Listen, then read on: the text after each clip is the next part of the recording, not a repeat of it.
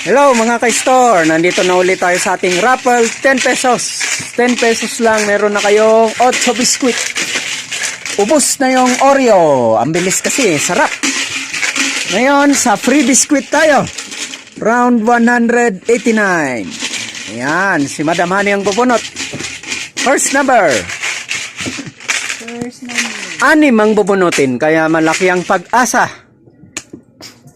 Number 8. Number 8, si Sir Archie. Nako, na-psychic na rin niya.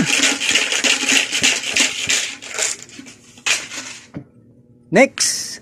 1. Number 1, si Mrs. Sija. Psychic na rin siya.